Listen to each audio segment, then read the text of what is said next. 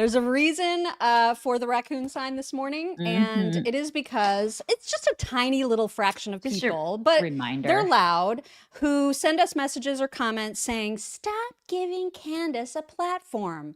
You guys, she has the biggest platform in the world. Okay? Number one podcast in the world.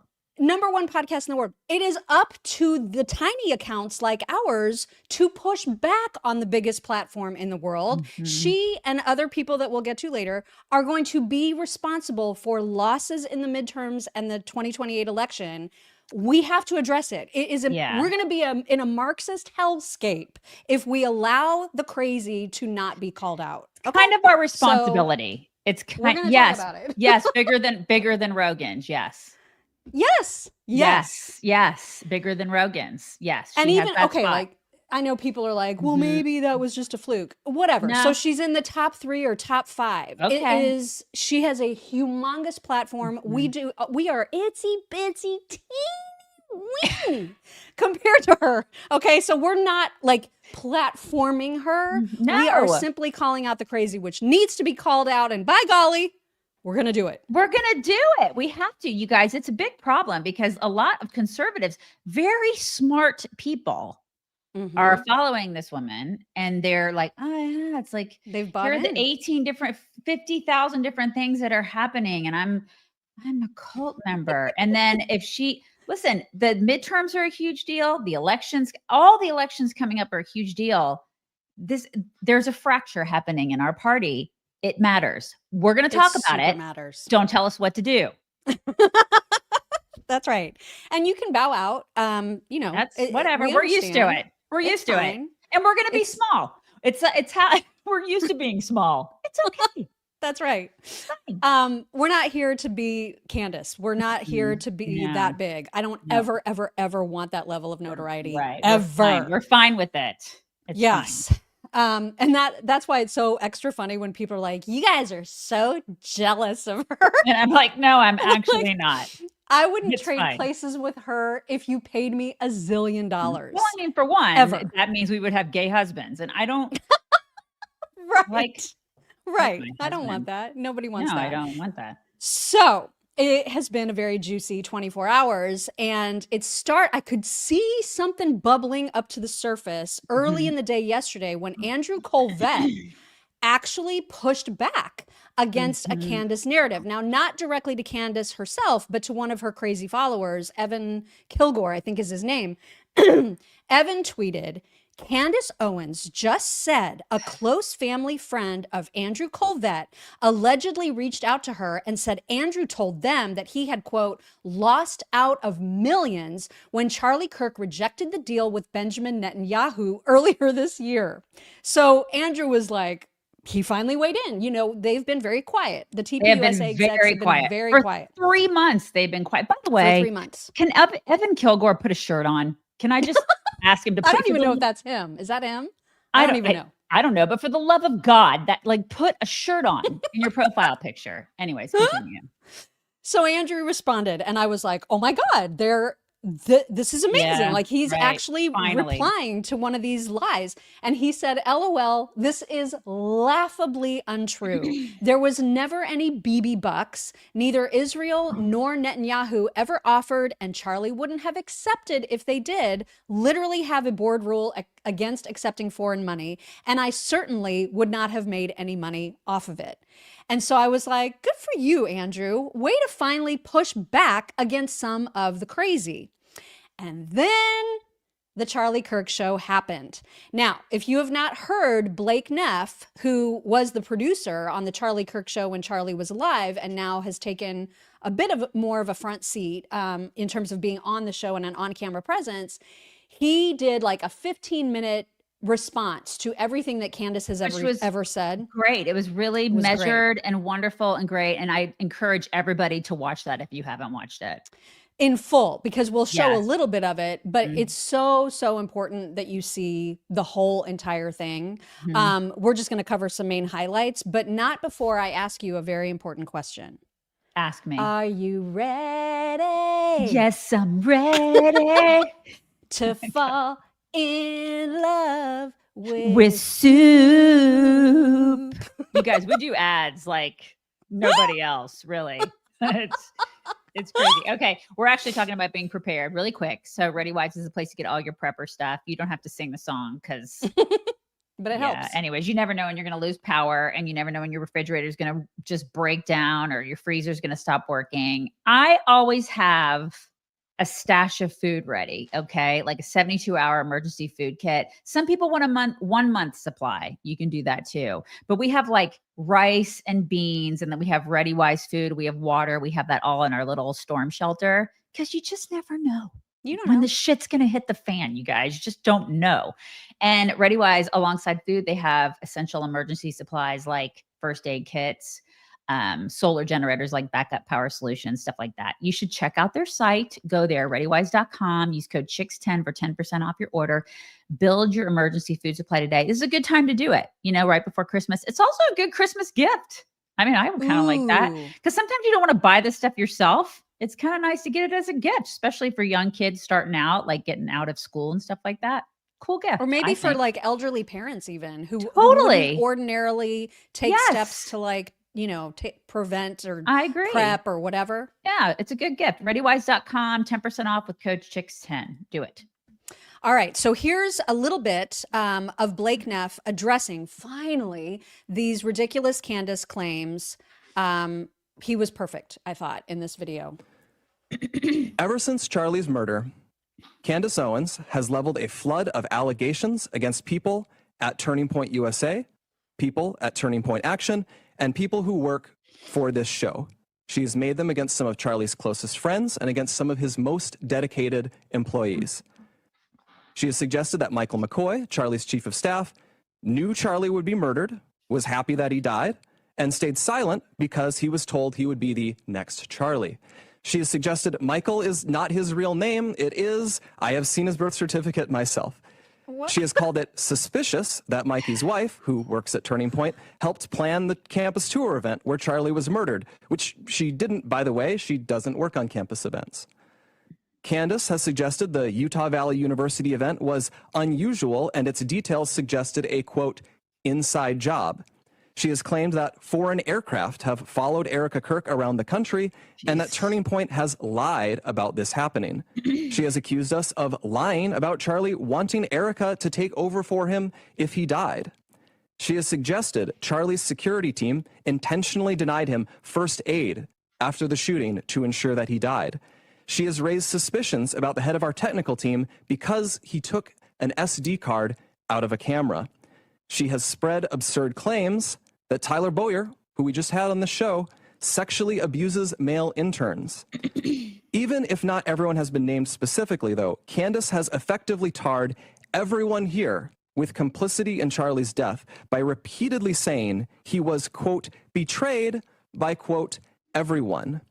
The attacks and allegations from Candace are either lies or they are innuendos thrown around with a total reckless disregard for the truth so that Candace can manipulate and string along an audience of people who don't realize they are being played. She's using these falsehoods to enrich herself while dividing the conservative movement at an absolutely critical time for this country.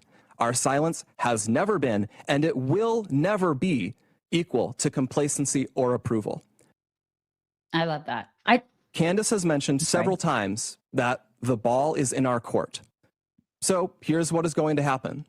In the near future, there will be a live stream here in Phoenix where we address in a clear and comprehensive way the claims and accusations, the false accusations that have been made against Charlie's family, friends, and the people here at Turning Point.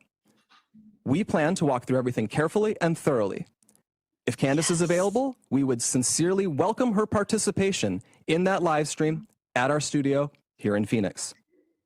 At this point, we believe the ball is back in her court. Our motivation for doing this is not out of any obligation to Candace. It is about honoring Charlie. We feel a deep responsibility to protect his legacy, his work, and the truth. I feel that. I owe Charlie everything in my life. I feel it immensely. God bless him. I know. Can I just quickly call out a comment that somebody made? Johnine said that Candace isn't #1 platform. There's no credible source that supports that. The only people who say that are other podcasts, which is bullshit, Johnine. She actually said it. She gloated about it on her own. Oh yeah, podcast. she posted the stat of a newspaper article. Right. I mean, so listen, those stats change literally minute to minute. They do. Mm-hmm. But there was a point where her podcast was the #1 across platforms in the world, and that moves around a little bit. She has never not been in the top 10, and that's huge. Okay, so you can fuss about whether it's #1 or #2 or #8. It doesn't matter. Her platform is enormous. Yeah. That's the point. So I don't know why you would dispute that. And she gloats about it. She loves it. Yeah. Mm-hmm. Yeah. Anyways, but going back to them saying, hey, we're inviting her to be here. She's absolutely delighted about it. Oh, she's delighted. Yeah. We're going to show how giddy she was. Mikey McCoy, just because I wanted to put his voice out there too. All the folks at Turning Point kind of collectively have now been speaking out. Mikey, after that video got released, after the show got released yesterday, he said, not all that's done in the name of truth and justice promotes truth and accomplishes justice. Thankful for the incredible Blake Neff and Frank Turek, who we'll have a clip of later on the show today. I'll be happy to address all of this on the live stream with you guys. And then I love how he put a question mark by his name. Because she's like, that's not even his real name. That's so my favorite. That is really, really great. I love it. So her first reply, I think, was just a tweet, or no, was it the video? Yay! Finally, you didn't have to get through all that shade that you were throwing me to get to the point that you were willing to answer questions. I'm the right person to sit across from you and to ask you questions. Right? Some things that you told me on that day, they're not adding up. I think the entire world would like to see this discussion. You can pick the place, you can pick the time. I say we do it tomorrow. We don't need to plan for this. We don't need lawyers in between us, lawyer statements. It's not how I roll, okay? I don't care about any of that. I want it to be authentic. Like I said, you can take the money. We can raise money live for this conversation. That is how badly the world is demanding it. So I accept it with whistles and bells, everything. I fully accept. I say, let's do it tomorrow. Let's do it tomorrow. And my only ground rule is no assassinations. Okay? No assassinations, no funny business. You can't pretend you're going to do it and then Candace died in a mysterious accident. Okay? That's an important line because you can see that she's making light of the assassination attempts against her by like French legionnaires and an Israeli or whatever. She is mocking that. It is confirmed by her most ardent supporter, that village crazy lady or whatever, that she did go to Dollywood. She does not give a shit that her life is supposedly in danger. She's mocking it and making light of it. That's an important thing to remember. Yeah, I mean, like if somebody was trying to assassinate you, wouldn't you just immediately go to a theme park with your children? Wouldn't you do that? I mean, of course, that's what you guys would do, right? Of course. Hey, kids, let's go to Dollywood. Woo! Right. And that same support of hers was like, Dollywood has like really good security. Really? Yeah. That is going to be. Pigeon Forge is known for that, you guys. Oh my God. Yeah. Dollywood's got great security against French legionnaires and Israeli assassins. They're known for that. Pigeon Forge is known for that. I mean, I went to school at University of Tennessee in Knoxville, and we used to go to Dollywood quite a bit. They're known for their high security. Right. It's all you hear about. That's who trains the IDF. Did you guys not know that? Absolutely. It's just okay. All right. So now the question is, because we've been waiting for TPUSA to sack up about this, right? Like I have been desperate for them to sack up. I've been hoping that they would sue her. I don't know. Maybe they still will. Who knows? And so, but now the question is, because you guys may remember, she invited us on her show because she got mad at us for making fun of whatever. I don't even remember. Pads. Was it her shoulder pads? It wasn't about that. Originally, it was she hated us making fun of her shoulder. I think it was the Brigitte stuff. I think she wanted to debate us about the Brigitte stuff. Okay. And we were like, hell no, because she will be exactly like, and we gave this analogy, it would be like trying to debate the Westboro Baptist Church. She will be throwing out the most random psychotic things that we can't possibly have all the detail about. And we would never, we would just be set up to fail. Yeah, because and I do worry that that's going to be what is happening to TPUSA. I worry about that. Because when a crazy person believes all of their own craziness, you guys have them in your family. I know you do. Some of you do, maybe not all of you. And bless your heart if you don't have that in your family, but I know a lot of you do. It's hard to debate a narcissist that actually believes their own psychosis. It's hard because they believe it. They believe it with every ounce of their being. And I believe that she truly believes everything that she's spewing out there 100%. To the masses. And when they believe it and they're just throwing shit out everywhere. And they're connecting dots that are from like all kinds of different places. You can't dispute that kind of crazy. You can't. You can't. And I worry about it. I worry about it. There's mixed opinion about how this will go because, you know, obviously she's accepted and there's a date set. We'll get to that in just a minute. But there's differing opinions about this. And I just wanted to share a few of them and you guys can figure out where you stand. Banshee from Red State said, inviting her to come on and hijack their attempt at getting the facts out is such a bad move here. This will be a disaster. She will just talk in circles and spew conspiracies, demanding that they prove her negatives. This is exactly the reason that we didn't want to debate her. Exactly. That is like perfectly stated. Yep. And so that's one take on it. Then we have a take from Misfit Patriot, who also made, I thought, a really good point. This is not going to go the way she thinks it is, he said. The CNN interview proved that when she's not solo in front of a camera and has actual pushback, she turns into a fucking psycho. Yeah, it should be fun to watch. I'll give her credit for being able to get views. People love train wrecks. They really do. They do. and I, you know, something I just want to point out, the celebration of being able to have this debate with TPUSA, listen, I don't know, maybe I'm the only one, but I immediately think of his kids. I immediately think of like his kids and the fact that would she celebrate this in front of his children? Like their dad died. Their dad was murdered. And she claims to be like one of his best friends or his best friend. Is this lost on everybody? Like, what is even going on? You know, well, she claims that because she is so close with him and cares about him, she's the only one that cares about him. She wants to know the real reason that he died, and it has to do with bees and Israel. So yeah, has she even grieved him for more than 2 seconds? I find all of this so repulsive. I really do. Disgusting. All of it. Yeah. It's absolutely disgusting. The fact that she's trying to literally tear down his legacy, because that's precisely what she's doing. I just don't see any love there. I don't. She's destroying everything he ever loved. Yeah. Like all of it. Yeah. And you can't tell me that that's what a good friend does. I'm sorry. No. There's an account called Brick Suit. He's actually the person that called her out for posting what she thought was Utah time when it came to some of the Egyptian planes. He was like, no, that's UTC time. That's not the same. So he called her out on that. And he had an opinion about how this may go down as well. What he said is, as I think more and more about it, I am increasingly ambivalent about the utility of any TPUSA/Candace live exchange. I fear no minds will change. Both sides will claim victory, and that little will be accomplished. I'm going to sleep on it, but that's where I am now. And I was talking to Daisy pre-show, and I was saying I would love for them to do their comprehensive takedown of all of her theories without her, and then have her on. Yeah, I think it's too late for that. Like, I know, I'm just going to have her on. I hear you. And then another thing I'd like to point out is, remember, like, I think it was the day after he was assassinated, and you and I did a show, and it was a very emotional show. I mean, the whole show was about Charlie Kirk and what he meant to us. And, you know, we'd never met him personally, but he meant so much to us just as what, you know, because of what we do. And he meant so much to so many people in our community, right? He touched so many lives.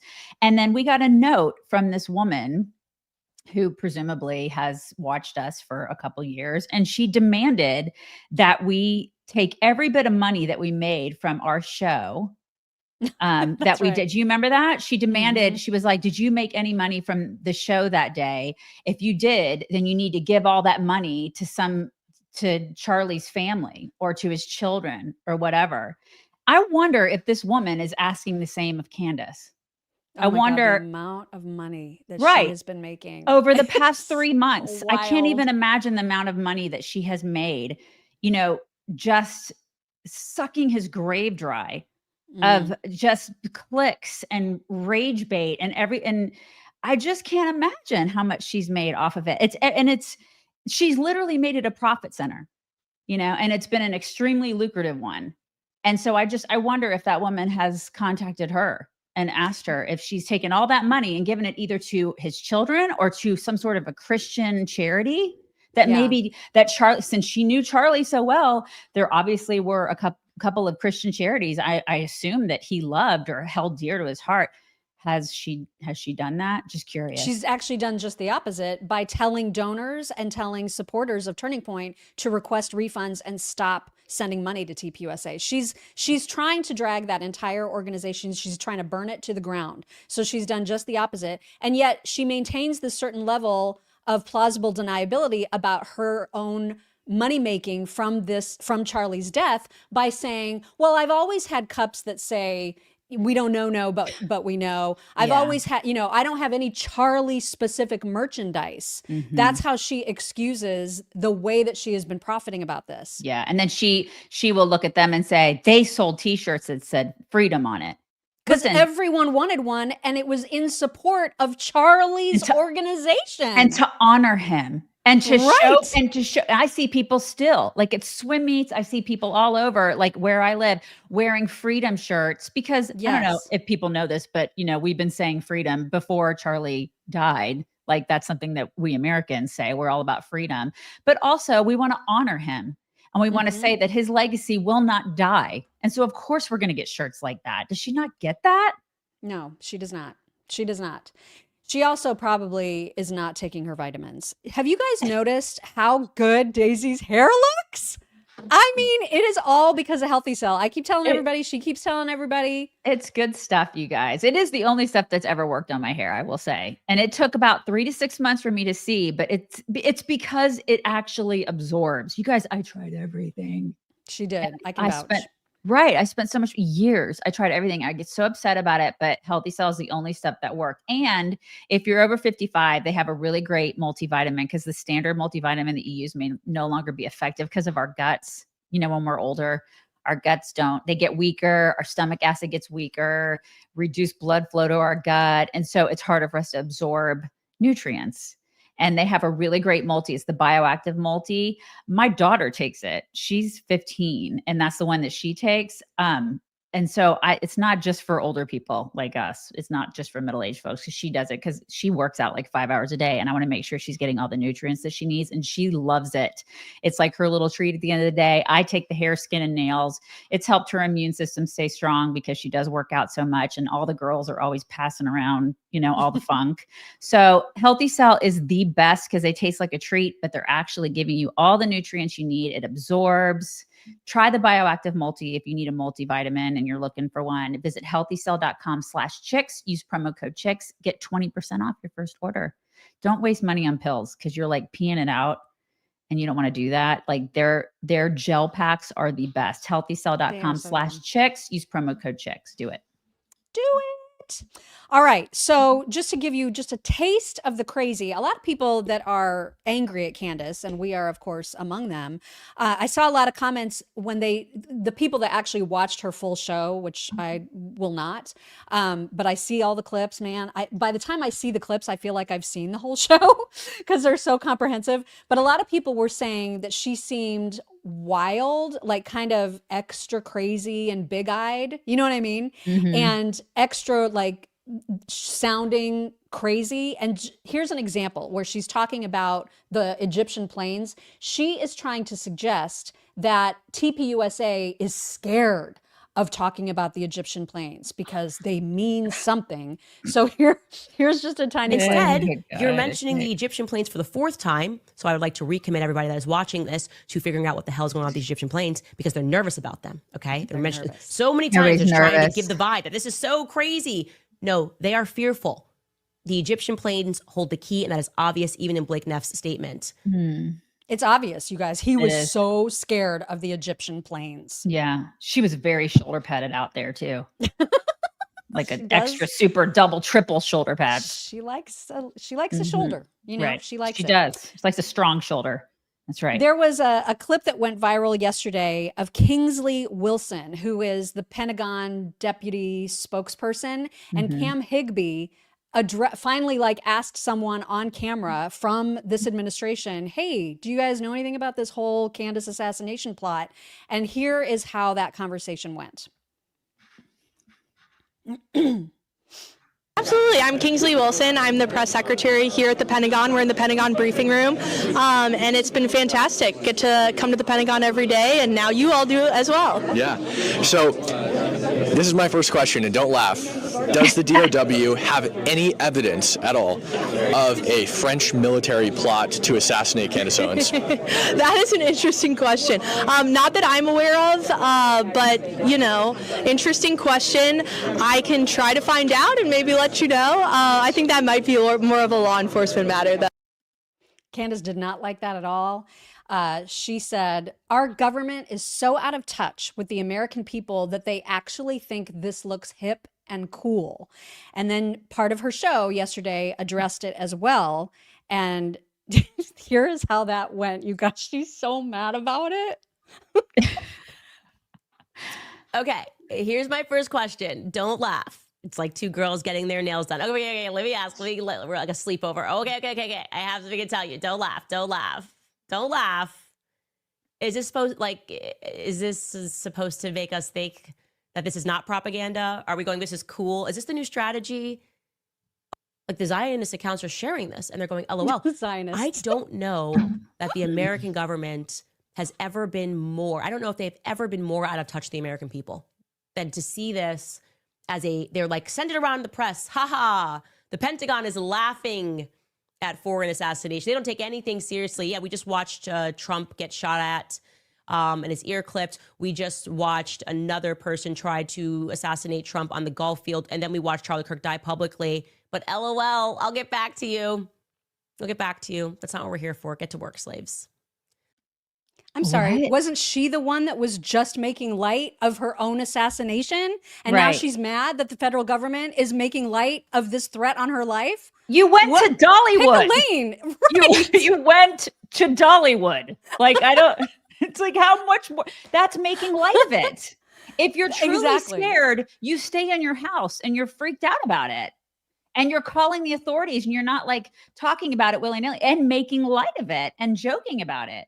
And remember, she didn't go to the memorial because she said she was afraid. She was afraid she was afraid of the feds trying to take her out or whatever. The excuse was that she didn't go. Yeah, she is in a fantasy world. Yeah, well, this is what happens when narcissists get an audience. Oh my God, it is bad, you guys. A date has been set for this live stream. And so this was, Blake posted this in the middle of the night last night. He said, the live stream we announced on the show Wednesday has been set at 4 p.m. Eastern, 2 p.m. local time on Monday, December 15th. A collection of Charlie's friends will respond to statements made by Candace to set the record straight once and for all prior to the opening of AmFest. We'll be live streaming from Charlie's Phoenix studio. Our offer from yesterday holds. If Candace wishes to join us in person in Phoenix, she is welcome to do so. She can let us know by the end of today, and I'm sure she will accept. Do you think so? Do you think she'll show up? Do you think she'll actually show up? I think she's living for this because she's very good in these situations. Again, she just talks circles around everybody and she connects dots that have no business being anywhere near each other. Lives to argue, lives to debate. Her whole life is about fighting with people. She is Fight 100%. Club. Yes. She is Fight Club. Can you imagine living your life like that? Can you imagine how miserable that must be? That's the thing. I don't know how she just exists with this much rage. You know what I mean? It's wanting to destroy a friend's legacy in this way and all the people that loved him so much. Yeah. That takes the meanest person, Yeah. I don't understand it at all. And I'm glad I don't understand it. We should be very grateful that we don't understand it. Yes, absolutely. What we do understand is how to keep our feetsies warm in the middle of cold winter. So good, and that is with heat holders. So good. Their okay. Socks. They are 7 times warmer than cotton. All right. That's a lot. These socks are so cushy and squishy and warm. I cannot explain. You just have to experience it. Okay. They are unbeatable in warmth. They also have hats, gloves, base layers, pajamas, blankets, vests, Earmuffs. My favorite is their socks. All right. Like I'm all about their socks. I have concrete floors in my barn dominium. Like it gets cold here in Texas in the wintertime, just mostly because of the floors. And I have to have them on all the time. Okay. They also have base layers. They come in 3 different warmth levels. You can customize. I like the warmest of the warm because I get very cold hands and cold feet.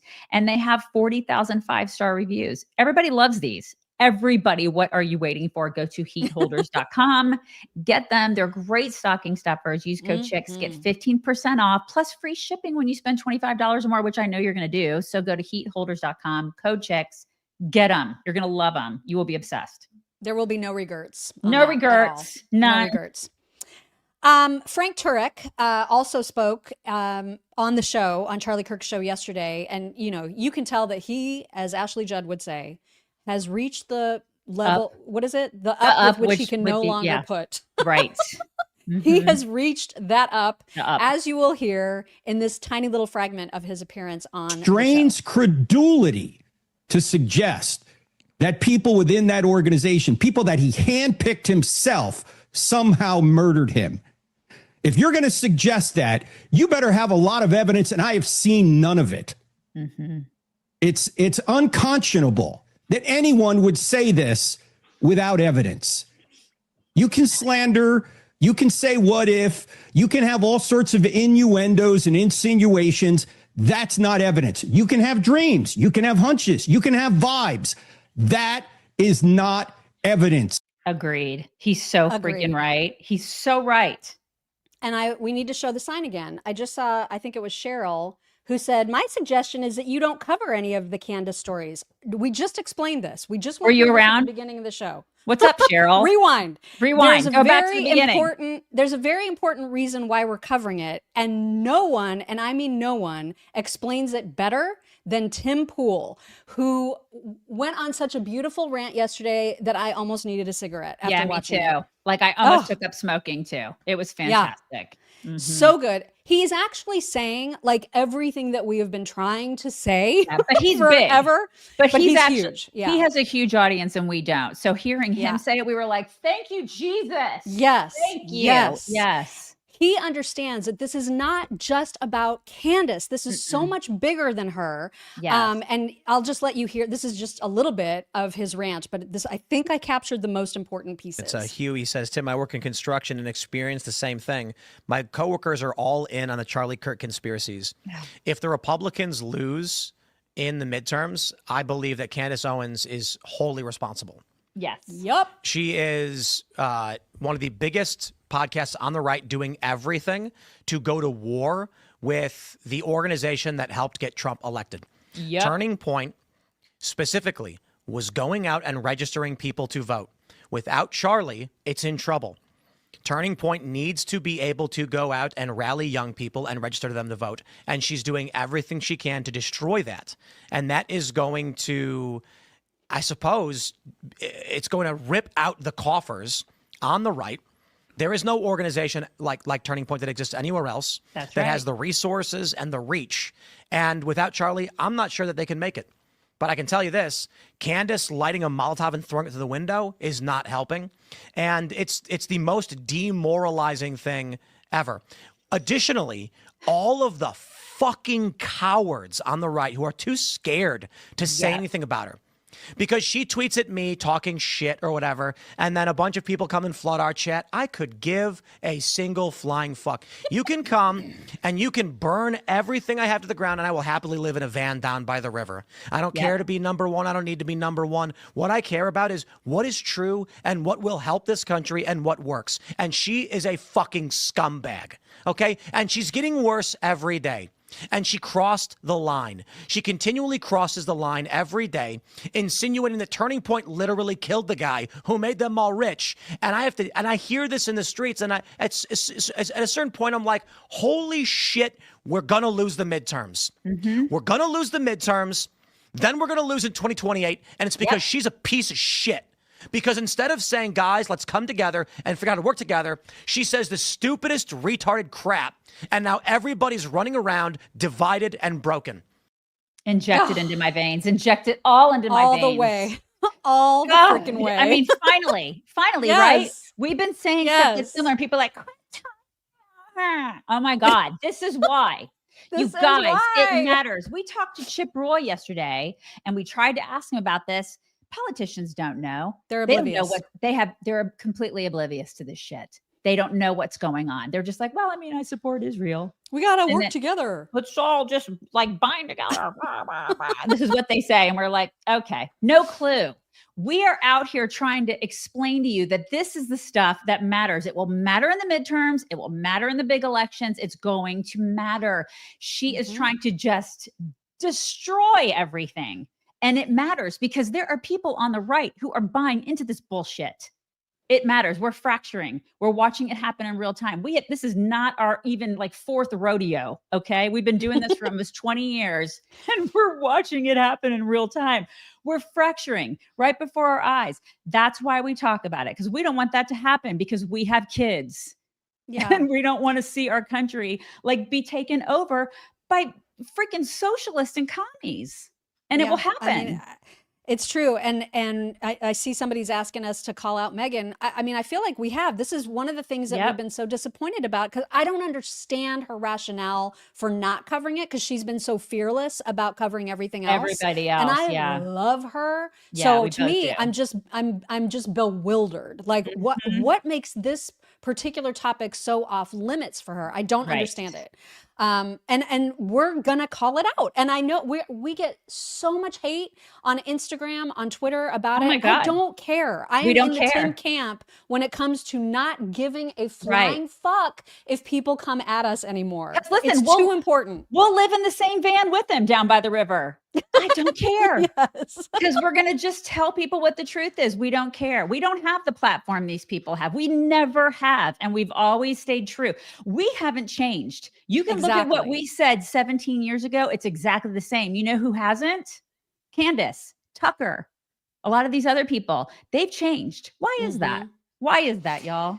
And I think that, I mean, it's a perfect segue because the Tucker is an issue, and Nick Fuentes and Candace. This is like the trifecta of evil to me. This is the new axis of evil is those three people, and they're going to lose us the election. We are going to turn into a Marxist hellscape because of how much they have divided conservatives, how much they've destroyed the very organization that helped propel Trump into office. They are tearing it down limb by limb. And so, hell yes, we're going to keep talking about it.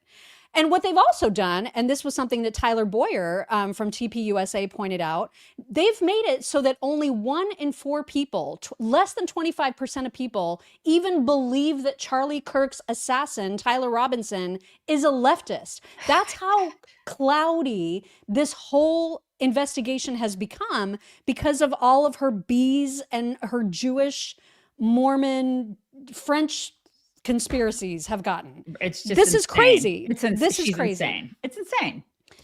Also, just a note of something else that's happening that same week that TPUSA and Candace Owens are going to be speaking live.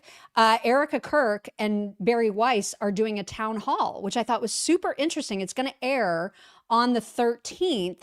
So that would be what? The Saturday before? Yeah, Saturday before the live TPUSA Candace event happens. This is going to air. Now, they're recording it on the 10th. So I don't know if this will be addressed. I don't know if she's going to speak finally about Candace. You have to believe that Erika blessed Blake Neff making that statement. There's no way he would have made it without her blessing. I totally agree with you. I absolutely think that she did, without question. She was probably like, so- okay, I love everybody. I am a godly woman, but F this crazy bee. Right. You know Throw what I down. mean? It's time to go. It's go time. Yeah. So I think that this will be covered, even though it's going to be ahead of the live stream that TPUSA and Candace are doing. I feel like this will probably be mentioned. So this is going to be a very, very interesting thing to keep an eye on. Going back to Tucker for a second, remember how we played a little itty bitty montage of how his new thing is to pretend that he doesn't know people that he's actually had full-on conversations with. Yeah. I didn't realize how much he does that, though. There's a new montage that shows it. It's incredible how often he does this. You guys just watch this. It's amazing. Dave Rubin, whoever that is. But I don't have the control that you have, which is wonderful. Who's Tommy Robinson? You know Tommy Robinson. He seems like a fraud to me. Tommy Robinson, thank you very much for agreeing to talk to us. Okay. Boomer, that's world's creepiest human. I don't even know where she came from or who she is exactly. Seth, whatever, from the Babylon Bee. Yeah. So thanks so much for coming on. Thanks for having me. Quotes from that Josh Hammer guy. Well, that's incredible. Yeah. Josh Hammer. I mean, what in the world? Hey, how you doing? Two-Faced? What's up? Wow. That was amazing. Yeah. I did not know he'd done it so much. Oh my God. And then you can look at stuff that he says now, like even about Israel, whatever, and then look at him or about just Islam. Yeah. Sharia in general. Now he's like, I mean, Sharia is not so bad. It's not so bad. It's nice to have some semblance of control and over women and whatnot. I mean, it's fine. Totally fine. Everything has changed with that guy. Yeah. Why? Why is that? I think it's a question. Somebody needs to do an investigation into it. Right? It's really interesting. He's changed. Candace has changed. Why is that? We haven't changed. I mean, I'm the same. Not a bit. Same old boring chicks. Right. Same old boring small time chicks. Small time chicks. That's us. Yep. And then the last, just to kind of close the axis of evil, and close that triangle, Coleman Hughes, I'm begging you guys to make a note to watch his show from yesterday, because he explains Nick Fuentes' strategy in such this beautiful takedown.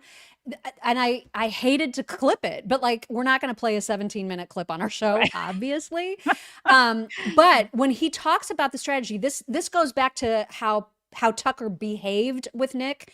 Tucker seems so freaking gullible some of the time. Like when he interviewed Andrew Tate. Remember when he was like, Andrew Tate, like he's super cool. I'm not going to ask him anything about how he used women and trafficked women. I'm just not going to ask him anything about that. Why would we do that? I mean, that's ridiculous. That seems pointless. Let's just talk about the Matrix instead. Right. So Coleman Hughes, again, put this in your calendar to watch today, but here is a little bit of him explaining how brilliant, honestly, Nick's strategy is. He pulls the wool over big time platforms like Tucker. He pulls the wool over their eyes. Meanwhile, there are two versions of Nick Fuentes. You need to know this. Here's Coleman. So Nick Fuentes is essentially a two-man operation. Rumble Nick energizes his core fans by attacking minorities, attacking women, and attacking America.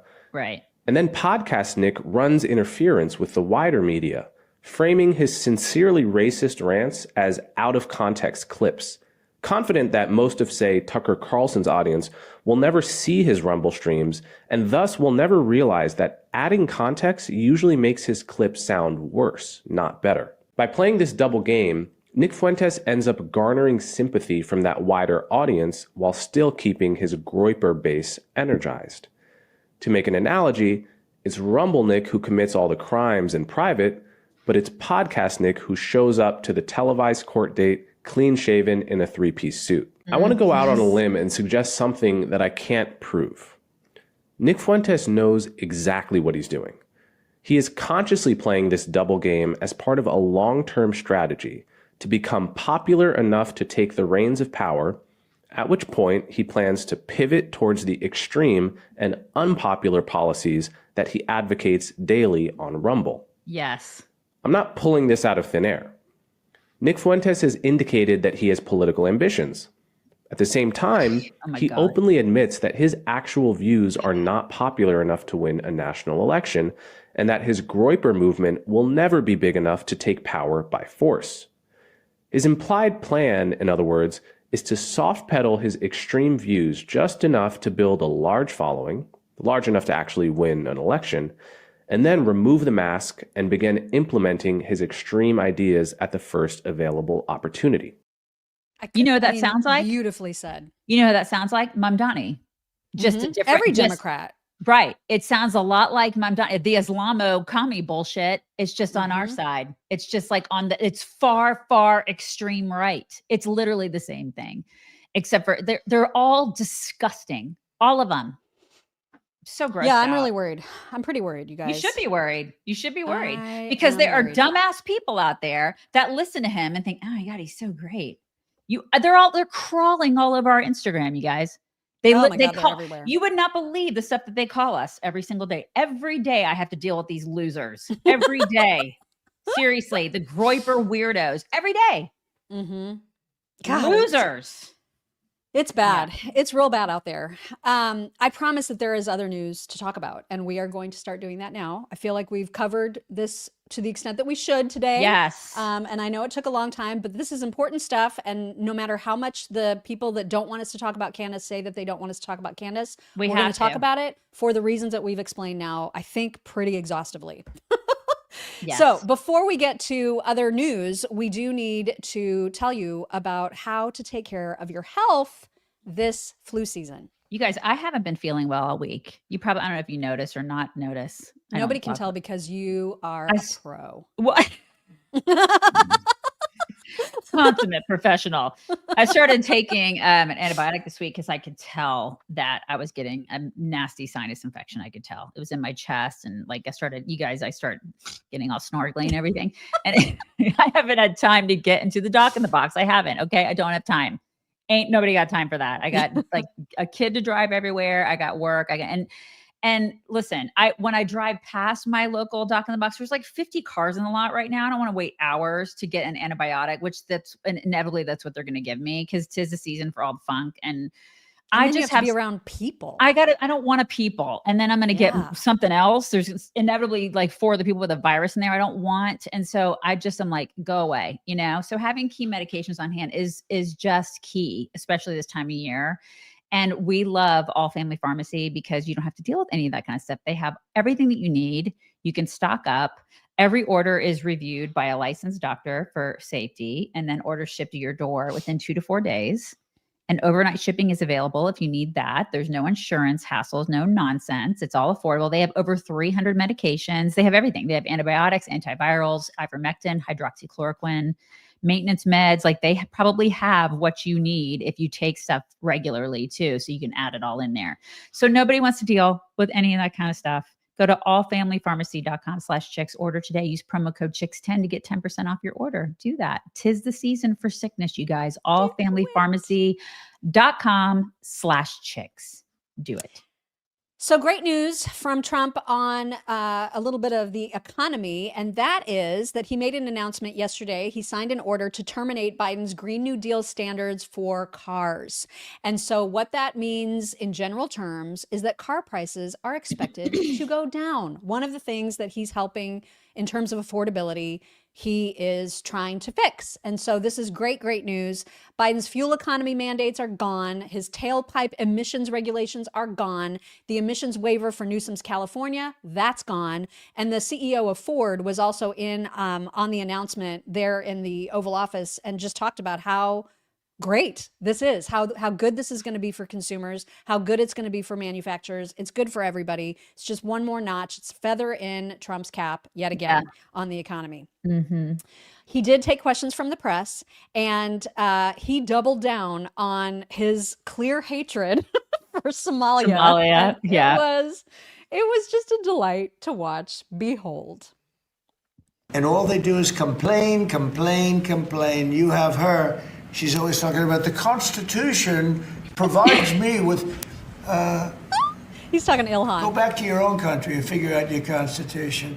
All she does is complain about this country. Without this country, she would not be in very good shape. She probably wouldn't be alive right now.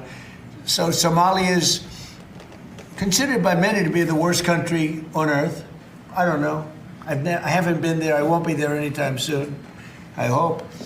But what Somalia and what the Somalian people have done to Minnesota is not even believable.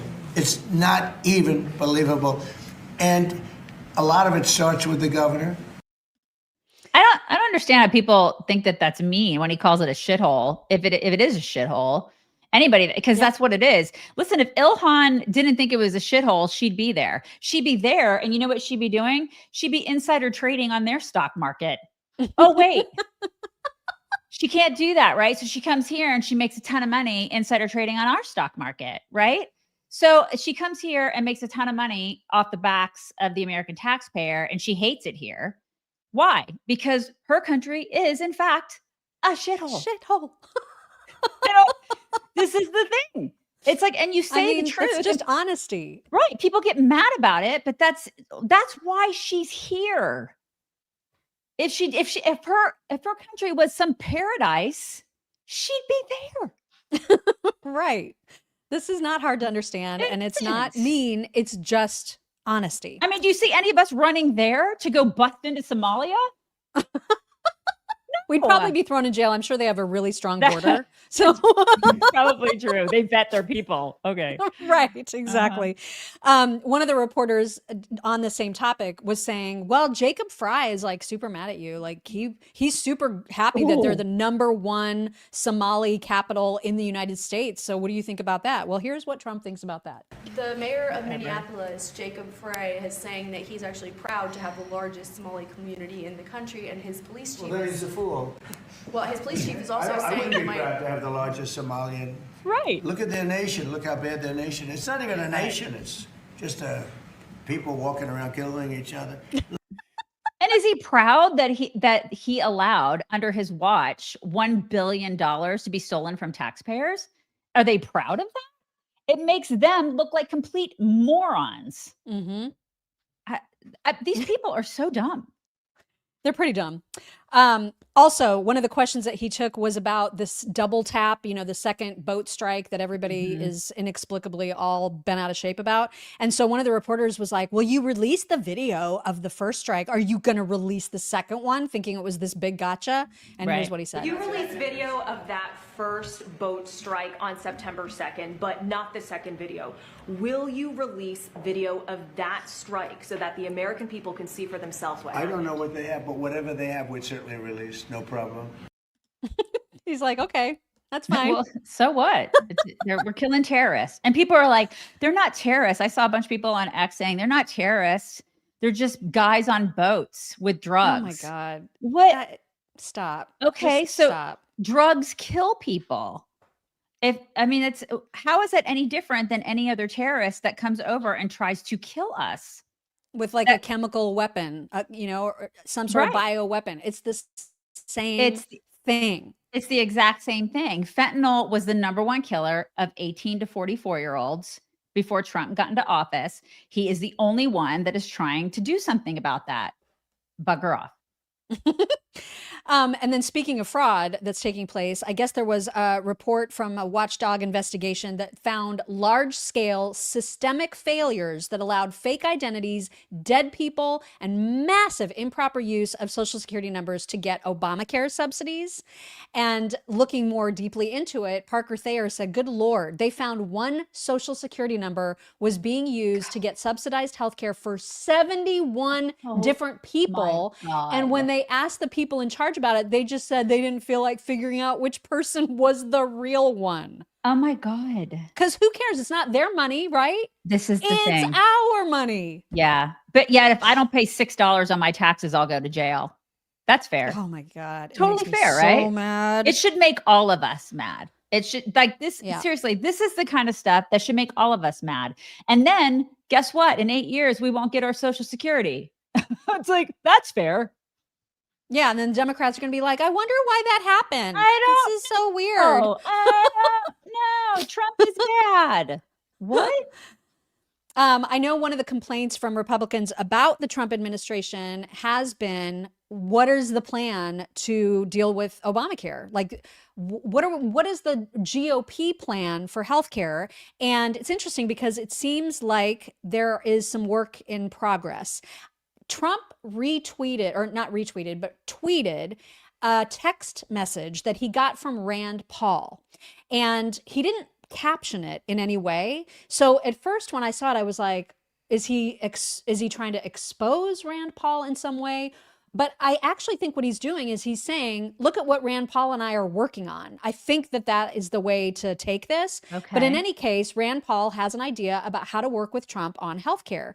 And if you want to read that, this is what Rand sent to Donald Trump. I know we have been at odds recently, but in your first term, you signed an executive order to legalize association health plans that allow individuals to buy collectively health insurance via Costco, Amazon, or Sam's Club. This collaboration brought us together and still holds the promise of lowering insurance premiums. It did not succeed because Dem AGs fought it in court. We could pass it in Congress today with your help. It costs nothing and simply changes labor law to allow people to buy insurance as a group from real retailers. Let me know if this is something you might want to partner on, Rand. This would be amazing. Yeah, it would be. Amazing. It would be. Absolutely. And it sounds like it's super easy. So I hope that that's, you know what I mean? I hope that that's something that happens. Yeah. Okay. Well, it's so interesting that he's like, hey, here's some transparency. I'm showing you what we're going to maybe try to do. It's really hope. Yeah. I hope this happens. Meanwhile, speaking of healthcare, I don't know how people that were involved in the COVID cover-up are not in jail. It is infuriating. But Alex Berenson just recently did some work about this. Megyn Kelly has confirmed his work with her own reporting. But he said the other day, breaking unreported truths, the FDA may put a strict black box warning on mRNA jabs from Pfizer and Moderna because of their link to childhood deaths that they did not disclose back when they were happening. This would end sales for kids and adolescents. That would be possible. And Megyn said, we have independently confirmed this excellent reporting. The Biden administration lied to us all about the COVID vaccines and our kids. Kids died as a result, and they actively covered it up and misled about it. Not to mention, listen, the deaths are absolutely freaking terrible, but not to mention in adults, the SAEs and the AEs that were like underreported or just like kept from us. You guys, I mean, shout out to the people that held out and said, I'm not getting that crap. And that were demonized for it. Are you with me? Hello. Shout out. I remember when we were visiting college campuses, it was like one of the first questions that I had for coaches. We were like, do you require an mRNA shot in order to play, in order to be here? And that was an absolute disqualifier for any school that was still buying into these mandates. We were nope. Some of them still are. I think there are some schools that still do buy into this stuff. I still get questioned when I go to the doctor. I went to my primary care physician a couple weeks ago, and he was like, did you get your COVID shot? And I could sense a little bit of like judgment when I'm like, hell no, I didn't get that. And I'm not doing flu either. I'm not getting that shit. I'm not putting that in my body, and I won't put it in my kid's body. I will die on that hill. So, Same. I mean, this is the thing, you guys, somebody needs to be held accountable for this, because it wasn't just, hey, we think that this is great, you should get it. It's we mandated it, and then we demonized the people who remain unvaxxed. You guys remember, I will never forget that. Yep. And people lost jobs over it. Yes. People were kicked out of the military. They lost their businesses. People lost their businesses over this stuff, their livelihoods. This is not okay. Somebody needs to and people need to go to jail. Yes. Dr. Fauci. Oh. Also, the reason for my name today is because Mike Lindell of MyPillow fame is running for governor of Minnesota against Tim Walz. And we love him, and we love him as CEO of MyPillow. Totally. I don't love this. I don't love this idea at all. I mean, listen, if you put the two, compare and contrast, Mike Lindell would be a far better choice than Tim Walz.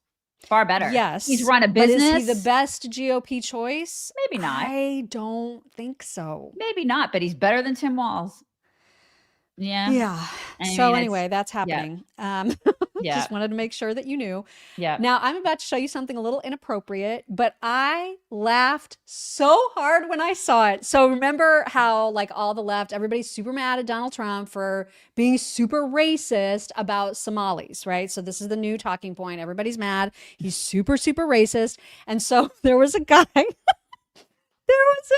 who retweeted the video of him saying all the Somali things, who said, I am so sick of fucking racists. And this was the most epic reply to that ever? Somebody said, have you tried switching to hand jobs?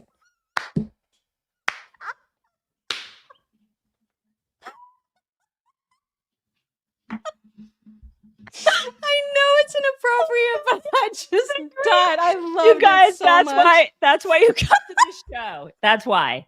Welcome to the Chicks on the Right show. That's why you come here. Is for that. Oh my God, I died. I can always count. This is why we're best friends. This is why. That right there is why. Oh my God. That is the response. That is it. That is it. Hats off to this weird name. To TPTO. Hats off. We need to be friends. Good Lord. It's the best tweet from yesterday by far. So great. Also, it's very hard for me to move on from that because that is so It's good. the best. We should have ended the show with that. I don't know why she did it.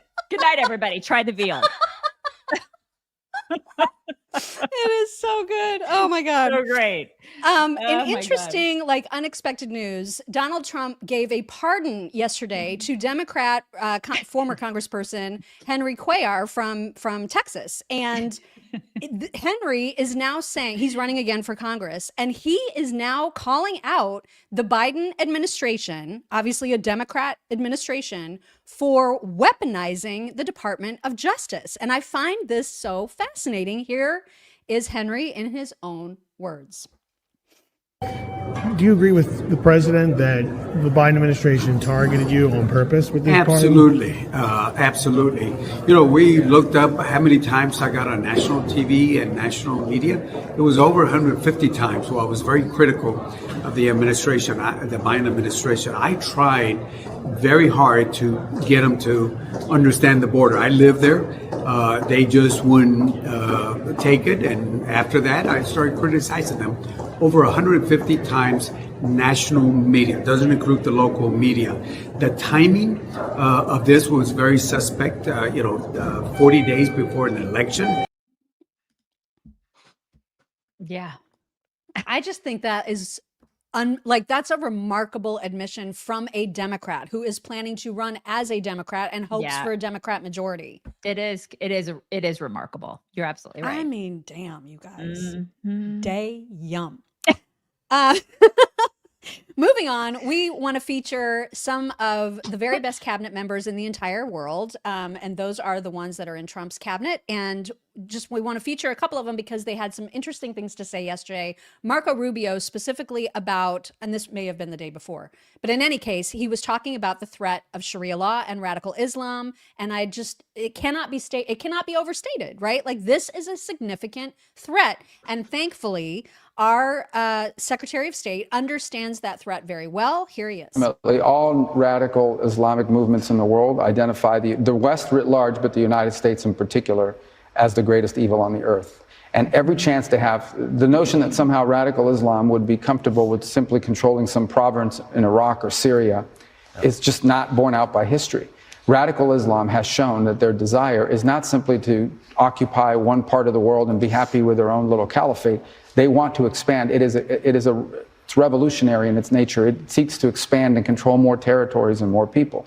And radical Islam has designs openly on the West, on the United States, on Europe. We've seen that progress there as well. And they are prepared to conduct acts of terrorism. In the case of Iran, nation-state actions, assassinations, murders, you name it, whatever it takes for them to gain their influence and ultimately their domination of different cultures and societies. That's a clear and imminent threat to the world and to the broader West, but especially to the United States, who they identify as the chief source of evil on the planet. Okay, the reason why they hate the Kingdom of Saudi Arabia, the leadership of the UAE, of Bahrain, is because they've allowed the United States to partner with them. That's why they hate them. They consider them infidels for it. They hate Israel. But they also hate America, and they hate anywhere in the world that we have influence. They seek to attack it, including here in the homeland. If you look at the domestic terrorists, at the attacks that have happened here domestically, the overwhelming majority of them have been inspired by radical Islamic viewpoints. And he understands that. Amen to him. God bless him for saying that out loud. You know who he needs to tell that to? Tucker. Yes, that would be fantastic. Yeah. And Scott Bessent, I mean, we just cannot like gaga over him any harder. He was on that New York Times show with Andrew Sorkin and just so deliciously called out the New York Times to Andrew Sorkin's face on multiple levels. First, he talks about the ridiculous cover-up of Biden's health, Biden's mental decline. And he just has no patience. He has no tolerance for any of the bullshit. And I love the way that he calls it out. Here's an example. You had what was one of the greatest scandals of all time, that the coverage of the Biden administration, Joe Biden's diminished capacity, and the cover-up. And that's why it's probably fair to raise these questions. Where was the New York Times? We just had a 3-hour cabinet meeting yesterday, Andrew. For 10 months, the Biden administration did not have a cabinet meeting. How are you going to invoke the 25th Amendment if the cabinet secretaries never see the president, which they didn't? That, I hear from people in the Treasury building that I see President Trump more in a day than my predecessor saw Joe Biden in half a year. Yep. Real. I love that. That is Scott. And he's like, well, I'm just going to shrink in the corner here because this man is spanking the crap out of me. Yep. And it didn't end there. He like flat out said, I don't even read the New York Times. So here is another just beautiful, epic Scott Bessent. I guess the question is this like a new, is this a new normal? That, Andrew, there's no new normal. And, I can tell you that I actually don't read the New York Times anymore. That sometimes I do watch CNBC, but occasionally people send me articles, and there's just this fever swamp. And you're now a pop historian with 1929, and in 20, 30, 40, 50 years, the New York Times is no longer the paper of record. You can't go. I read this article. President Trump is slowing down. President Trump's mental capacity. It is 100% fake. That he only called me twice at 2 a.m. last week instead of 3 times. You're saying he called you? I believe that he called you at 2 or 3 in the morning. That whole narrative. And God, what is it like to get your clock cleaned by a strong conservative gay man? Yes. Yeah. Bet that hurts. Also, General Keane, who appears on Fox News quite a bit, he wanted to set the record straight on this double tap, the second boat strike, as a military general. And so here is what he said. So if the target is people or it's a facility, and both of those are important, the objective is to kill the people and destroy the facility. If the target is a boat and people, the mission is to destroy the boat and kill the people. In about 25% of these kind of attacks, we do reattack.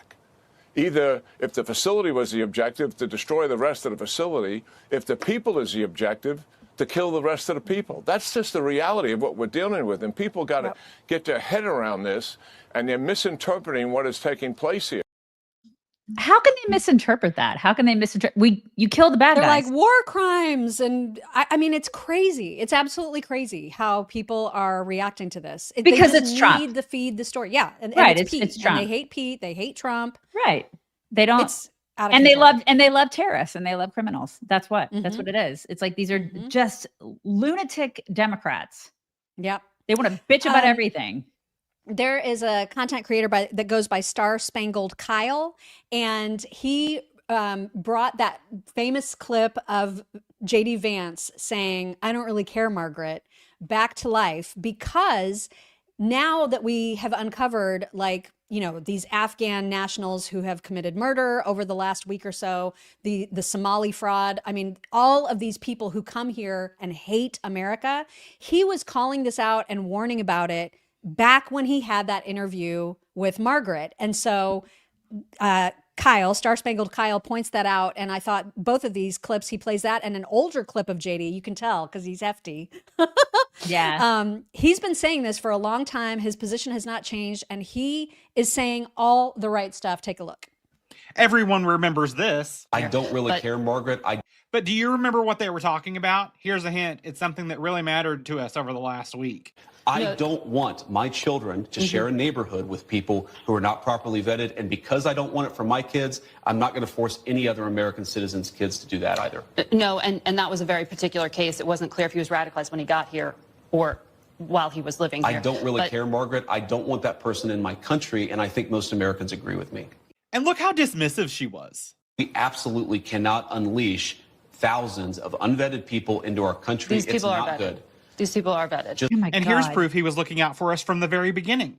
But the question is not whether we help the Afghan refugees. The question is, first, how do we do it? And second, how do we do it in a way that doesn't destroy our own sovereignty? So let's have an honest question about what exists in Afghanistan. According to Pew, 40% of the people there believe that blowing yourself up, committing a suicide bombing, is an acceptable way to solve a problem. My God. So yes, let's help the Afghans who helped us, but let's ensure that we're properly vetting them so that we don't get a bunch of people who believe they should blow themselves up at a mall because somebody looked at their wife the wrong way. Yeah. I don't know about you, but that's one more reason I want him to be number 48. Yeah. I mean, he understands. He gets it. He And gets Margaret it. doesn't. That's right. Not to belabor the point, because obviously Aftyn Behn lost her election on Tuesday, which was great news. But Michael Knowles was on Fox, I believe yesterday morning, talking about what this actually means for the midterms, what this means in terms of election strategy. And here's what he said about that race. Message that the Democrats are running on is this affordability message, because there are some really great economic indicators. I think President Trump has done a phenomenal job that has really surprised a lot of economists who said that things weren't going to work out as well. However, you got to remember, this economy is in rough shape after being pummeled for years and years, and frankly, even decades, with some of the structural problems to the economy. So that's all the Democrats can run on. Aftyn Behn was pro-crime, she was pro-migration, she was pro-trans, she hated her constituents, and she still got uncomfortably close to this win. What happens in the midterms when you have much better Democrat candidates, when you have some worse Republican candidates? I think the economy is going to be the issue that is driving things. And that's going to be very difficult given all the challenges that President Trump inherited. He's right. This is just an example of how ridiculous Nashville is. I mean, Guy Benson pointed it out perfectly. She said, I hate Nashville and everything about Nashville. And Nashville specifically voted for her 78%. Yeah. You guys. Yeah. What in the holy masochism is this? Yeah, I know. It's well, crazy. that's liberals, right? Oh my God. Because I would It's imagine just like nuts. a lot of the liberals there are like, I hate it too. Oh my I hate it, God. and I hate America, and I'm right there with you. I mean, I don't understand it either, Mock, but a lot of them are like that. They are masochistic. Yeah, they are. And there was a man on the street interview talking to these people in Nashville going, you guys realize that she literally hates you and hates this city. Are you still okay? And it was only the last person that had any sense. Take a look at this man on the street video.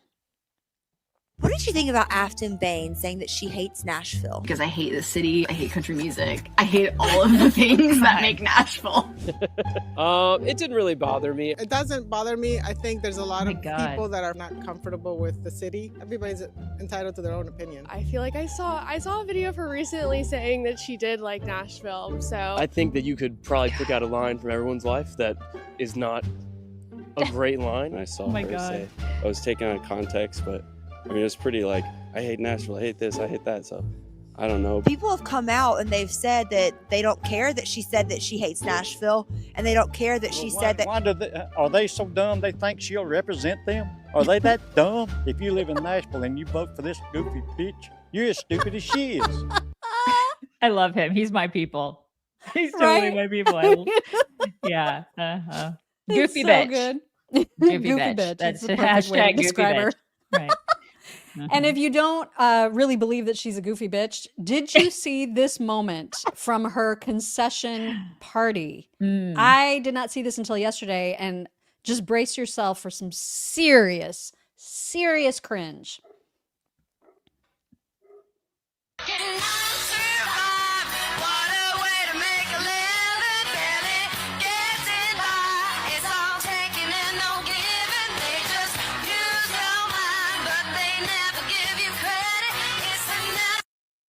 Does she want to be Dolly? Because no. I thought she didn't like that kind of music. She hates country music, but she likes being up. God, there is just the narcissism. It's everywhere. It's just everywhere. Everybody wants to be a celebrity everywhere.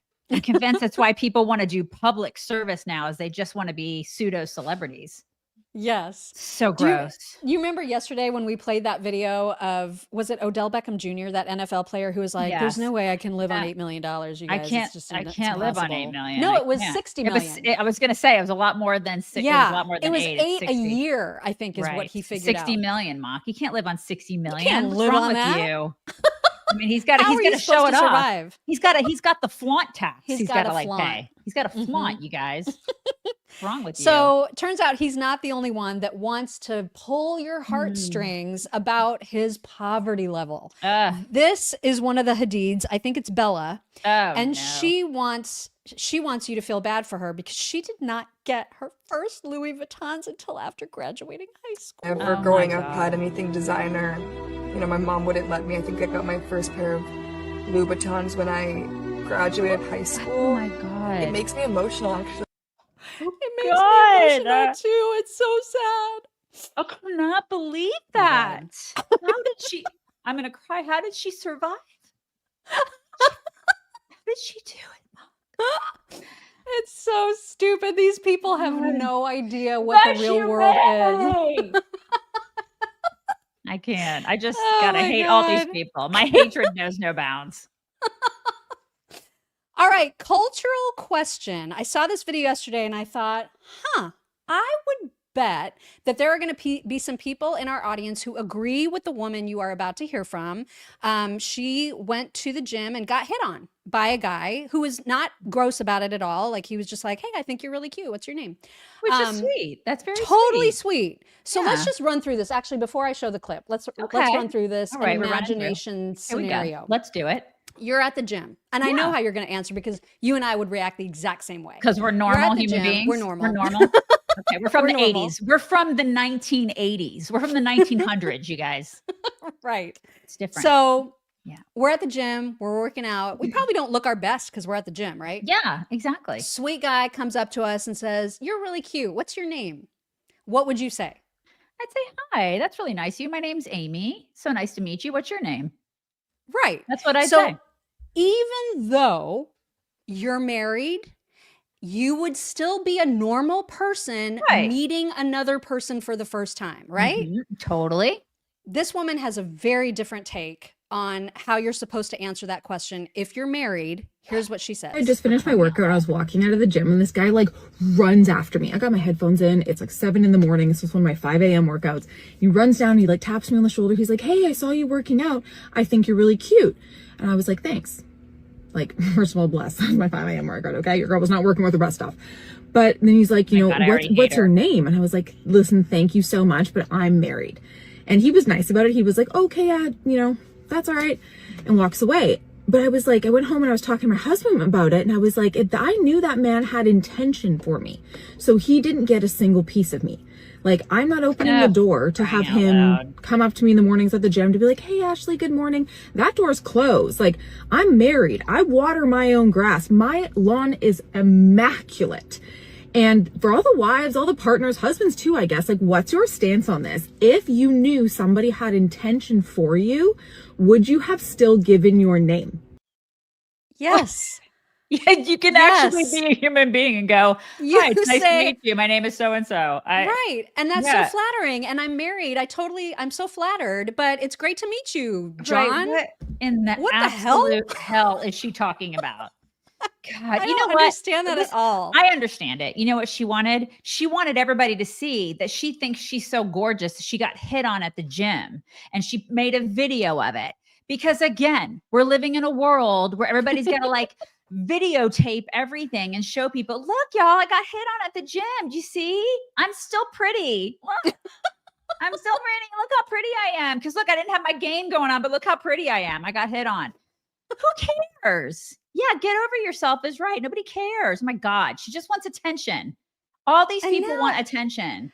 And so now this guy, like, who cares? Like, he sounded like he took the news well that she was married and he simply just walked away. So now if she gave her name, he's going to like harass her every day at the gym. He's going to probably just be like, hey, Ashley, good to see you. I know you're married.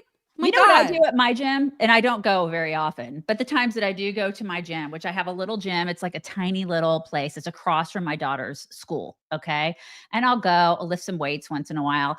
Because I go at weird hours because my daughter has practices super early in the morning. I tell my husband this, I will find the biggest, burliest dudes. Okay. And I will walk right up to him and I'm like, hey, how you doing? My name's Amy Jo. Nice to meet you. What's your name? My name is Tim. There's one guy named Tim that I know, big beard, burly dude, bald, looks like total badass, right? Tim and I don't know each other, don't talk to each other, but I know his name and I see him every time I go in there. I'm like, hey, Tim, what's going on? The reason I talk to him is because I know he will keep me safe. If we're the only two, he's in there all the time. And if there's any other weird dudes in there, I know he's got my back. And I can like look at him and be like, you got me, Tim? Because like there's some weird dude over there. You know what I mean? I befriend dudes in the gym so I know that I can be safe. I think that's a pro tip for women out there. Get to know guys in your gym that are big and burly and then just say hi to them and, tell them your name. I think that's a good tactic. Just a pro tip for all the young ladies out there.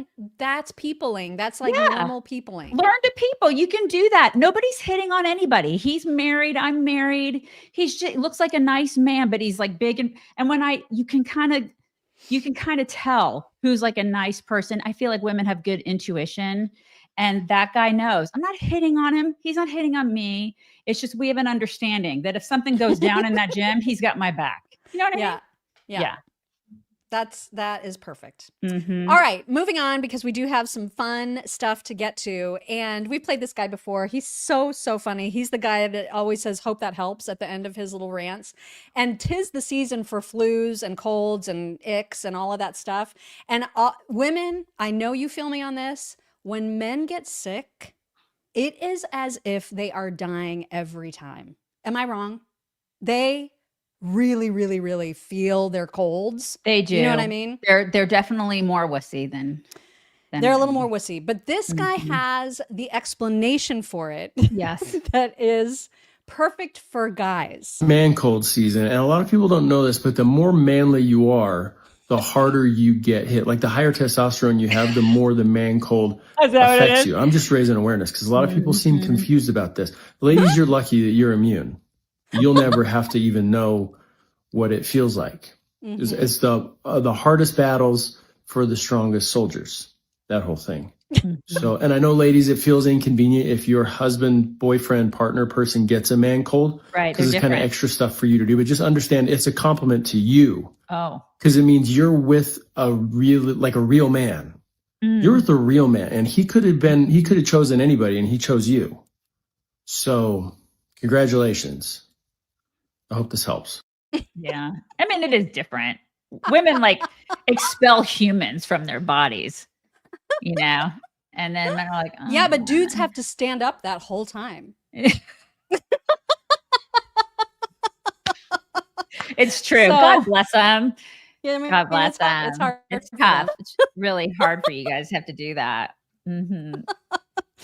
Yeah. This next clip I knew you would appreciate. And there's always a study, right? Like there's studies that are going to tell you wine is going to give you cancer. There's studies that say you should have a glass of wine every day. Like the studies, there's always a study. And this one is an unacceptable study. Take a look. Apparently there's all these studies saying you should wait 2 hours after you wake up to have coffee. But here's the thing. No.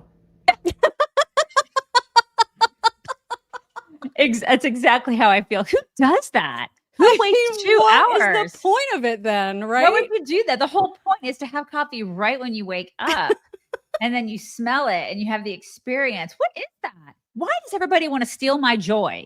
What is that? And who made this study? I'd like to talk to those people who specifically want to steal my personal joy. Yes. I want to have words with them. Yeah. Duke Gomez, one of the best follows. I love him. So love freaking him. funny. My So God. inappropriate and so funny. So he inappropriate. always does reactions to Mhm. various clips, and this is one of those times. So you're not going to see his face right away, but you will in just a moment. Be patient. Take a look. It's so obvious you're trans. Oh, I can tell you're trans. Name 3 books that you've read in 2025. Give me the titles and the authors. Tell me the last time that you got your news not off Instagram or Facebook. Can I see your Google search history? Oh, okay. What does that have to do with you having a penis? Like, what does that have to do with that? I don't understand how all of that correlates to you having a nutsack. Like, make it make sense. Like, I love him beyond words. I love him. And I love how he's always so funny. close to the camera. I just love everything about him. And there's like way too much space above his head. Totally. I He's just way everything down. about Duke Gomez. I love.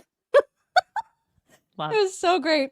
I feel like people really enjoyed the clip the other day of Mary doing a live stream. So we have a more? follow-up. Oh, good. Okay. Here she is. Okay. Can someone in the comments let me know what frankincense actually is? What is it? No, I just don't know what it is. And I'm pretty sure I have to write a thank you card. Just look it up. Okay, I don't know why you guys are being like this today.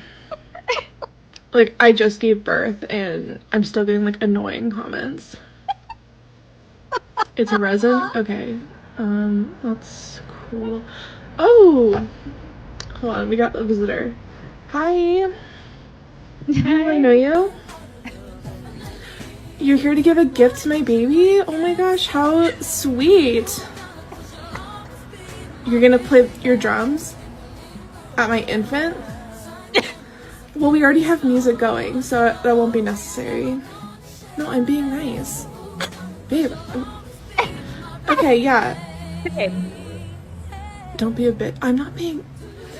We would love to hear your drums. Oh my God, so I love good. it. It's so great. Love. Love to hear your drums. I know, it's her absolute disgust at everything. What is frankincense? Gross. Gross. a And resin? the Mariah Oh, Carey okay, in the thanks. background just makes it. It's got to be Mariah Carey, of course. It's gotta be. Mm-hmm. Last one, we gotta have animals. We always do. course. And this just gives you an idea of how ridiculous cats are when they are faced with dogs. This is so perfect.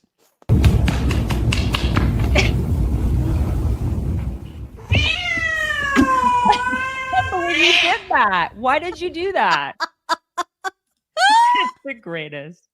Cats. I love There's- that so Cats much. are such dicks. I need one. Such dicks. Oh my God. I need one. You really do. But not naked. Any update on the calico? No, the calico didn't come back yesterday. I'm still waiting. I'm giving it Okay. time. It's like a courtship, you guys. We're just gonna let this happen organically. But the okay? I'll next keep you posted. time, you gotta make eye contact. I You know. gotta there's gonna be somehow eye connect. contact and possibly a gift of some sort. Ooh, I will yeah. be giving it a gift of some sort, just to say hi. I see you. Yeah. And she'll see you. reciprocate. Like if you start feeding her, she'll bring you gifts like dead birds and shit. She'll bring I'd you love stuff. it. I'd love a dead bird. I think that would be great. I think that would be sweet. You put Be it in your great. stocking. It would be great. Thank you for the dead bird. Thank you. All right, we do have a thank you from yesterday. Michelle Antle said, "Thank you, gorgeous ladies, for always starting off my day with your beautiful smiles and laughs." That's so sweet. Thank Nice. you. Thank you. Thank you. Now you. Okay. Marcy Perales. Good morning, Mock and Daisy. I hope you have a wonderful Thursday. It's Friday Eve. Take care, much love. I love Friday Eve. Love it. Patrina Rich, V60. They will have receipts and videos, but remember, Charlie trained them well.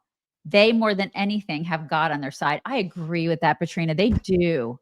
They do have God on their side. Agreed. Christina 21700. She is giving Fatal Attraction vibes. That's right. I will not be ignored. TPUSA. That's right. Gayla 85. Totally distracted by Mock's flashing green shirt. What? I have a yellow shirt on. Yeah, What are you but did talking you about? did you have something on before where you took it off and then you I like had were my little stripping? navy jacket. Yeah, I think Like- strip tease and people were like, you know. I got really hot and heated when we were talking about Candace. It happens, you guys. We're middle-aged, okay? We're middle-aged. We get heated. Kimmy Joe 5. I get the feeling Candace has wanted to stick it to Charlie before he died, but didn't have the balls until now when he is not here to defend it. What do you think? Kimmy Joe, I think that is an awesome theory. It's an interesting I think it's a very good theory. You're right. There's a lot of resentment there, and you can see it bubbling. MTX 485. Notice she didn't agree to the Phoenix show. She agreed to a live show tomorrow, today. This is how she runs from debates. Her turf with teleprompter. I think she's going to go there live. I think she has to do it live because that's what they want. It has to be live with them on their turf. And you heard her. She was like all, Miss Tough Guy, like saying, I'll do it tomorrow. I'll do any way you want to do it. I'll do it. Like she's waiting. She's like salivating to do this. Right. Lasmia 1 found your channel a few months ago, and I still cannot decide what I enjoy more, the sharp commentary or the fact that you managed to be brilliant and pretty at the same time. This isn't a $7,000 super chat, but hey, it's a start. Oh my God, that is so nice. Is that the sweetest comment ever? Thank you so much. Nice. Very nice. MTX 485 saw she wrote an article. I think affairs are romantic plus others in her Degree 180 days. I don't even know what Degree 180 is. What is that? I think it's her old blog from forever and ever ago. All right. More convinced her and George are gay by swingers, allegedly. Allegedly. There's somebody. I can't remember the name of the account, but there's somebody that's planning to do an entire Becoming Candace series. And they are like gathering tips from the audience and like trying to put together this whole like little documentary. And I love it. I love everything about it. I am here for it. Yes.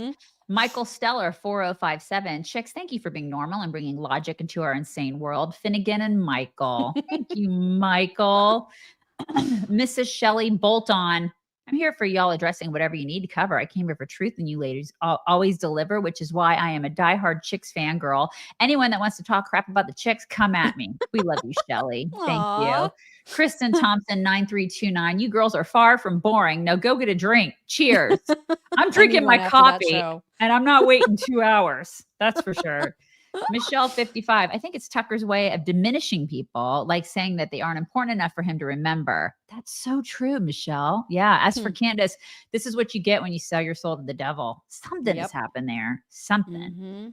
Team Medium Publishing. That's so very sweet of you to send that. Candace. Oh my gosh. Yeah. She seems to have gotten crazier with the birth of each child. Theory, postpartum psychosis. I pray that you beautiful chicks and all other actual conservative non-psycho podcasters continue to push back on the cray-cray and then some. Merry Christmas. Merry Christmas to you. We will. We're not going to up. We're not going to stop. Bomb 8. I just want to say that it's sad people send that it's sad people send to you, but I am one that sends you love. Send hate. Okay. Send right to you, but I am one that sends you love and funny videos on Instagram and TikTok. I hope you get them. We're not very good about checking our messages on Instagram.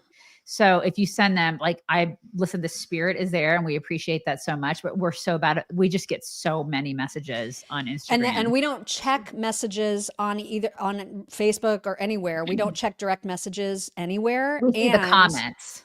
We do. And we also see that people tag us in a lot of stuff, like on all platforms, and we can't see it all. And we've already seen it. That's true. That's true. Kim Bogo. Candace is the new Q. Yes. The rabbit trails just keep leading to insanity. God, that is such an astute observation, Kim. You are so right about that. It's like Q has almost been like it's disintegrated, and this has replaced it because people are so hungry. Transformation. Yeah, people are so hungry for all that conspiracy theory stuff. You're absolutely right. MTX 485. Candace running cover for leftists, almost like the woman who reveled in old white Republicans dying in their sleep in 2016 was actually never on the right. I don't know who that. But I will say she started out as a leftist, and she started out as one that doxed people. So and then she was a huge Trump supporter. I mean, she changes. She is a chameleon. Very much so, Mock. I totally agree. Marcy Peralez, accidental drug overdose killed my next door neighbor's 32-year-old son. Those drug runners are terrorists. Those boats should not be allowed to land by any means possible. I'm so sorry, Marcy. Yeah. I think a lot of us have known people that have friends or loved ones who have died at the hands of these drugs. And so they are terrorists. Absolutely. They're doing it on purpose with purpose. They need to be destroyed. Michelle 55, read the book Thomas Jefferson and the Barbary Pirates to see why and how long we have been fighting Muslims. They still play the long game. They always will. Yep. Hugh Jarrer, I love your name. The double tap is another of President Trump's magic tricks. Now watch as I make the left support narco terrorists. Yes. Take my Afghan vetting money. I love it. Hugh Jarrer, I water my own grass. Was that a euphemism? Going back to my normal game tomorrow, by the way. Take my gym money. Yeah, exactly. J City 10, I heart Jew Huckabees. I heart Jew Huckabees. I don't know what Jew Huckabees? I don't know what that means. I think he's just calling us a Huckabee and thinks that we're Jewish. I don't know. I'm not I don't know what that Jewish, means either. but I'll take it seems nice. It seems friendly. I think it's friendly. Like I totally will take it. I'm not Jewish. I'm Christian, but I'll totally take it. Absolutely. You know, that's the thing. Somebody on Twitter yesterday was like, you guys are Jews, as if that's supposed to be insulting. Right. I know. I'm like, okay. We would happily own if we were Jewish. We're not, but like I wouldn't mind it. Like I would not have a problem with being Jewish. That's not an insult. And if you use it as an insult, you're an anti-Semite. Hello. Right. I don't understand that. It's like, yeah. Okay. All right. Tilt-a-whirl 72. I'm 54 and have never owned a Louis Vuitton anything. I've made it this far in life without crying about it. Right. Nobody cares. Nobody cares. Nobody cares. Exactly. Linda K 1009. Love you gals. Listening most mornings for over a year now. I get news, laughs, and gift ideas. Thank you. You're so welcome. And thank you for your support and for being here. We love our community. It's like the thing we're most proud of. Gala 85. The lights were reflecting off your shirt. Oh, it must have been it made it green somehow. Yeah, that's wild. Mid-afternoon in Mock's office when we do interviews, like in the afternoon, which happens quite a bit. She has pink hair, you guys. It's the craziest thing. Like the light from her windows makes her hair kind of pink. It's so funny. And now I shut the shades all the time because I just don't know why that was happening. So. She doesn't want to have pink hair, which I think it actually looks nice on her, but she does. She gets the pink hair. So, all right, you guys, we're bringing it in. We're bringing it in right now. You guys, it's Thursday. That means tomorrow it's Friday. We hope you have a wonderful day, and we will talk to you tomorrow. Bye, everybody. Hello, beautiful people. This is the Chicks on the Right's Indian correspondent. Thank you for watching or listening. Be very sure to like, subscribe, and ring the bell to stay up to date on all of their delicious content. Okay, thank you. Come again. Okay, thank you. Come again.